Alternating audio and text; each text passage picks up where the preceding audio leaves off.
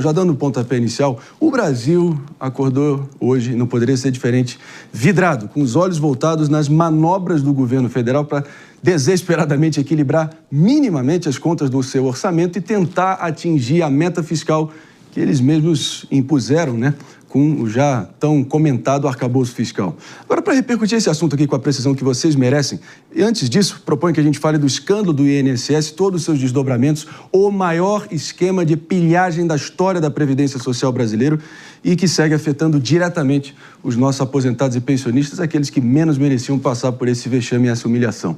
Agora, pessoal, só para vocês entenderem, como alternativa complementar ao aplicativo Meu INSS, claro, ali o portal central para todos esses segurados e beneficiados realmente acessarem os seus descontos, as suas faturas, os seus contra-cheques. Agora sim, pessoal, prestem bem atenção. O Ministério da Previdência Social anunciou que os mais de 9 milhões de aposentados e pensionistas vítimas dessa fraude escandalosa no INSS poderão buscar atendimento. Agora, realmente, em outras frentes, em outros canais, que a gente vai estar repercutindo no detalhes para vocês. Nesse caso, atendimento presencial em agências dos Correios de todo o Brasil, a partir da semana que vem, 30 de maio, tá? 30 de maio, para contestar os descontos fraudulentos e solicitar, finalmente, o mínimo, que é o ressarcimento do que é deles de fato. Agora, Mano Ferreira, vem comigo aqui, até porque o fato do atendimento ser feito apenas pelo celular excluía, evidentemente, os que têm dificuldade de acesso à tecnologia. Compreensível você esperar de diversos velhinhos analógicos e que eles assumam a responsabilidade de garantir o ressarcimento deles. É uma decisão acertada expandir esse acesso para a repartição dos Correios?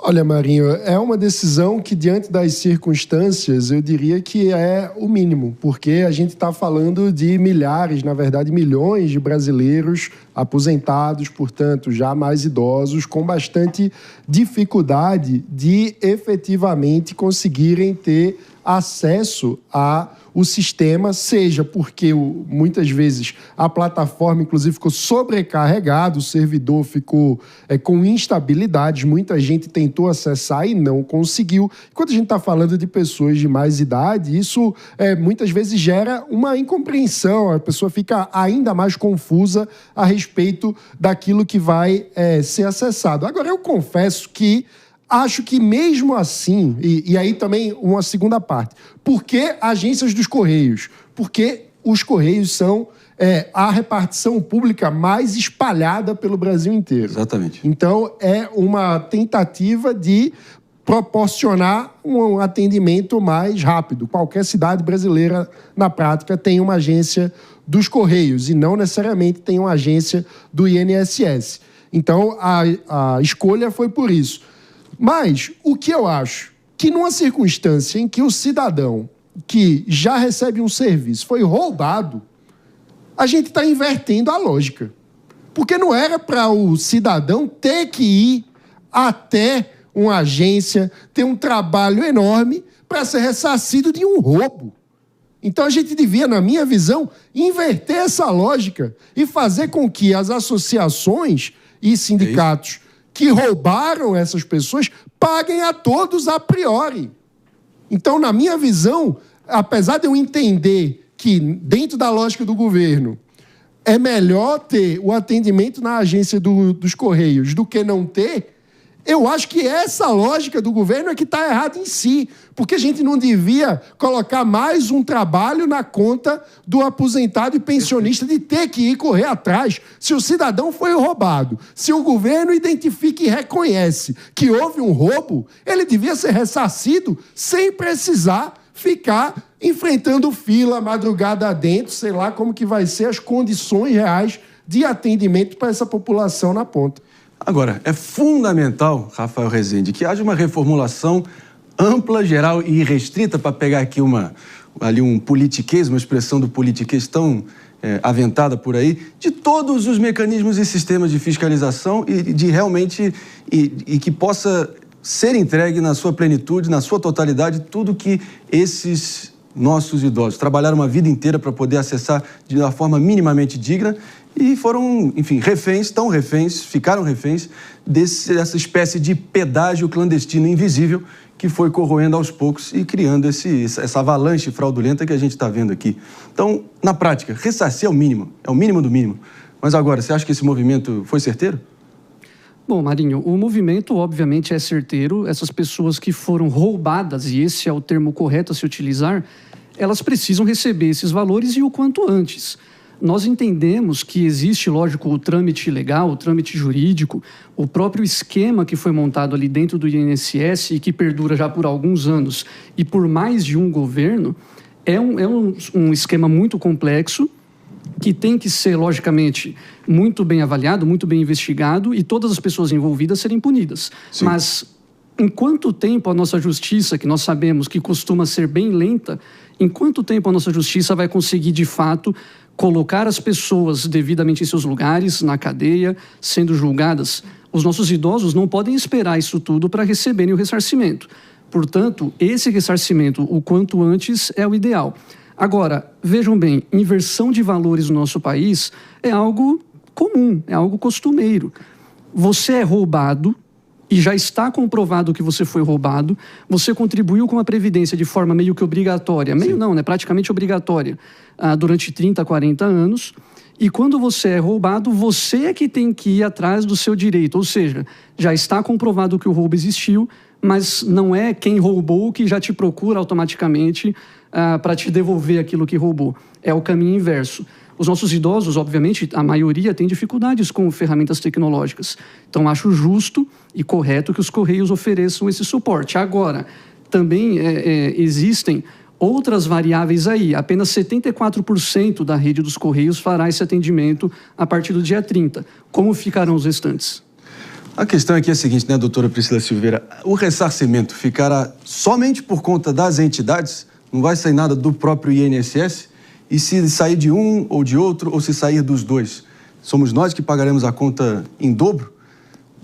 Porque, no mínimo, sejamos sinceros aqui, tem que jogar limpo com a nossa audiência. O INSS, na melhor das hipóteses, foi conivente ou omisso e acabou deixando passar a boiada e acontecer esse escândalo da proporção que aconteceu. E aqui não tem nenhum excesso e hipérbole não, pessoal. É o maior, pelo menos o mais asqueroso esquema de corrupção da história recente do Brasil, não é isso? Bom dia, Marinho. Bom dia, meus colegas, a toda a nossa audiência. Marinho, você bem disse com relação a esse ressarcimento, a gente não pode deixar de falar e mencionar que, num primeiro momento, esse ressarcimento deveria partir daquelas associações. Mas, em conjunto com o INSS, já que faziam no próprio desconto desse benefício, não é? A gente vai acabar pagando do nosso bolso, e tanto é verdade que ontem mesmo o ministro, né, Haddad, ao mencionar sobre lá o pacote e as medidas que foram trazidas com relação aí ao critério do arcabouço, ele mencionou que vai se pedir um pouco mais de recolhimento, haja vista esses problemas que são desdobrados da Previdência. Então, ele menciona sobre o rombo da Previdência para poder, de alguma maneira, subir, né, entre outros, o IOF, que depois a gente vai até falar. Agora, só aqui para também deixar claro para toda a nossa audiência, o fato de eles poderem se dirigir às agências dos Correios é uma questão bem subsidiária, Marinho. Inicialmente, o INSS pede que sejam feitas pelo aplicativo ou através do telefone e presencialmente como uma última, né, cautela. E aí entra também um problema. Eu entendo como até acertada, porque como o Mano aqui trouxe, a gente tem várias agências dos Correios, então isso facilita sim, mas a gente também tem os idosos, as pessoas idosas que têm também a sua vulnerabilidade com relação a andar, né, física. Então, na verdade, de todo jeito, e aqui eu vou concordar com o Mano e aqui acrescentar. Eu acho que, inicialmente, de forma cautelar, deveriam ser devolvidos esses dinheiros a essas pessoas e o ônus da prova de dizer não foi feito de tal maneira, deveria ser, diante da vulnerabilidade pelo mecanismo, porque no direito do consumidor se fala ônus da prova, tá? Então o consumidor ali seria vulnerável. E aí eu faço a extensão desse comentário às pessoas idosas, porque estariam ali nessas situações de vulnerabilidade que quiçá sabiam que esses descontos estavam sendo feitos na sua folha de pagamento. Por quê? Ou porque não tinham aplicativo, ou porque pensavam que era um desconto legalmente feito, e aí quem arca com isso são eles. E nós, né? E nós, principalmente. Então, ainda permanece essa dúvida. Pagaremos o quê? 2 vezes? Uma vez com tudo que os ladrões subtraíram, tiraram, pilharam, roubaram. E agora, enfim, diante dessa situação, tendo que fazer, enfim, novamente, em outro cenário, é inacreditável, mas geralmente quem paga o pato somos nós. Agora, é fundamental que haja uma reformulação completa das políticas de autorização para autorizar os descontos devidamente, para evitar futuras fraudes, obviamente. Essa aliança com o Correios é importante? Definitivamente é diante da cratera aqui absurda que a gente está diante, mas ao mesmo tempo passa longe de ser, enfim, uma solução definitiva no momento onde a gente não viu ainda Rafael, doutora Priscila e Mano, ninguém efetivamente preso e talvez o maior boi de piranha, o bode expiatório. Bode expiatório não, porque o sujeito também tem culpa no cartório. É já o famoso, notório, icônico para sempre aí, como uma nota de rodapé infame na história brasileira recente, o careca do INSS. Talvez sejamos o país, Mano Ferreira, onde o único país, eu ouso dizer, onde golpista fica ofendido com o apelido. Sim, porque o careca do INSS não gostou nada do novo apelido. Me refiro, claro, ao Antônio Carlos Camilo Antunes, aqui proferindo até com uma voz mais impostada o nome do sujeito. Ele entrou na justiça, pessoal, para não ser mais chamado de careca do INSS. Mas teve o pedido negado pela justiça do DF. Mas olha só, será que esse apelido é o maior dos problemas dele nesse momento? Eu tendo a acreditar que não, mas de qualquer modo é aquilo, né? Pegou pilha, passou recibo, Mano Ferreira, não tem jeito, colou de vez. Isso é muito curioso, porque é mais um sintoma da nossa inversão de valores, né? O cara está aí no centro de um esquema bilionário de corrupção e aquilo que ele está incomodado e vai buscar a justiça é não ser chamado de careca do INSS, sendo que a justiça reconheceu, é um direito legítimo do jornalismo buscar encontrar formas didáticas de se referir aos personagens que fazem parte das histórias para que o público possa entender o que está se passando. Então, esse é um artifício desde sempre no jornalismo. O careca do INSS é o careca do INSS. Infelizmente, para ele, é isso que vai se dar. Agora, o que eu acho também, Marinho, nessa história toda, é que, num contexto que a gente precisa aumentar as investigações, que a gente consiga fazer com que, de fato, o fio do dinheiro seja puxado. Isso. É gravíssimo que nós estamos vendo cada vez mais um esfriamento da possibilidade de instalação da CPI, da CPMI, porque é mista, do rombo do INSS. Porque estamos vendo, como alertamos aqui no Morning Show, a articulação entre o presidente Lula e o senador Davi Alcolumbre, presidente do Senado, levando a postergar, empurrar com a barriga a instalação da CPMI. Doutora Priscila Silveira, é isso aí. O presidente do Senado Federal, Davi Alcolumbre, ele disse que talvez, em alguma hipótese, possivelmente, possa acontecer algo ali em torno do dia 17 de junho. Te convence? Marinho, a gente percebe que eles têm empurrado com a barriga.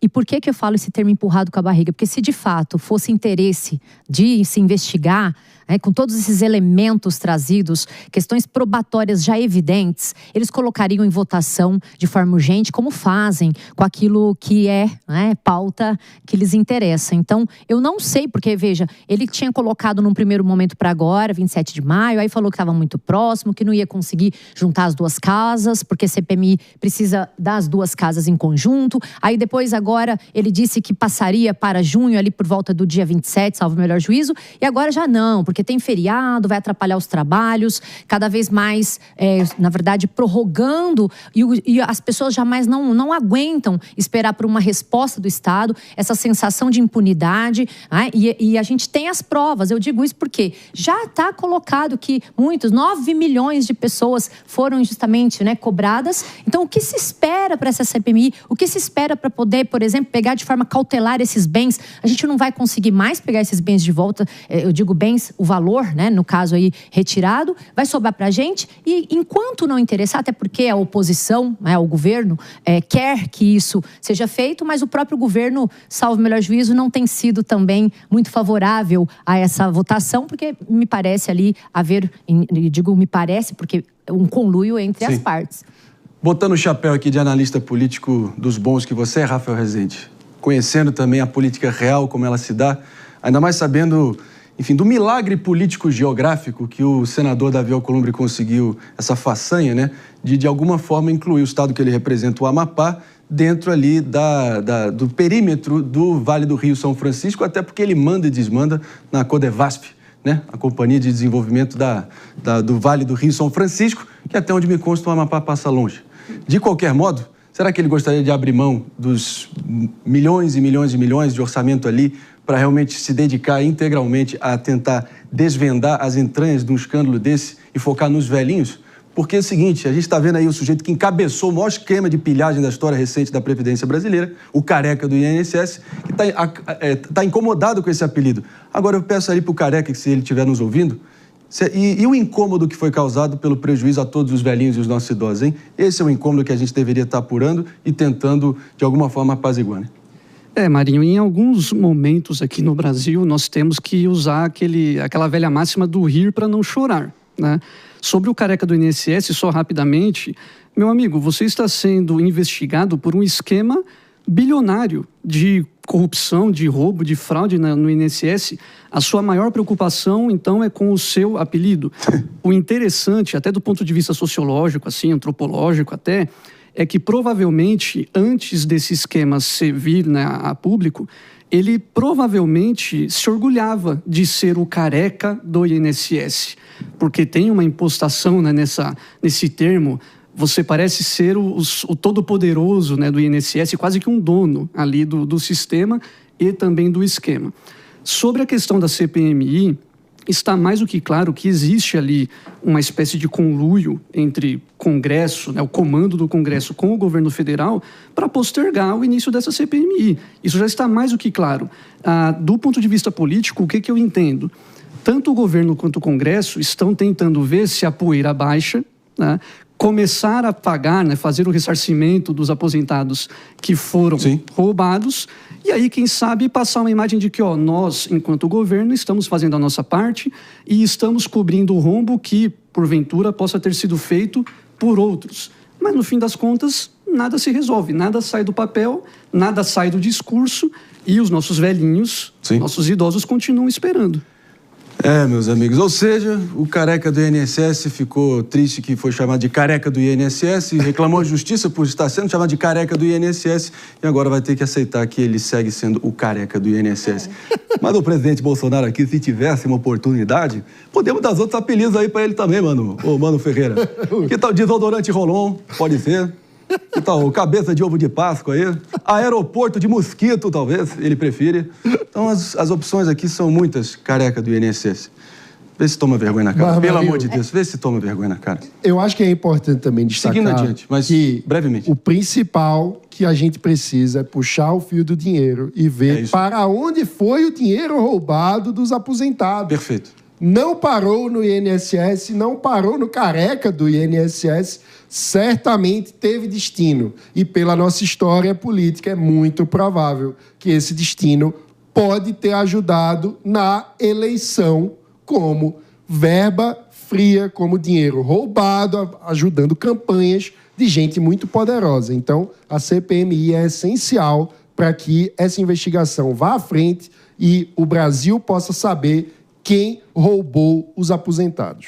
E para isso acontecer, é não tirar o pé do acelerador, não tergiversar, não ficar relativizando, não deixar a classe política enfiar tudo isso para debaixo do tapete, seguir cobrando, seguir fiscalizando, porque é inaceitável que isso siga acontecendo. Principalmente o careca. Não me surpreenderia se daqui a pouco ele está num voo, daqueles voos para Istambul, para a Turquia, para fazer um implante, para poder ficar mais tranquilo ali e ele ser visto ali voltando para Guarulhos. Então, Polícia Federal, fica bem ligado aí, você tem um careca com aqueles pontinhos furados na cabeça.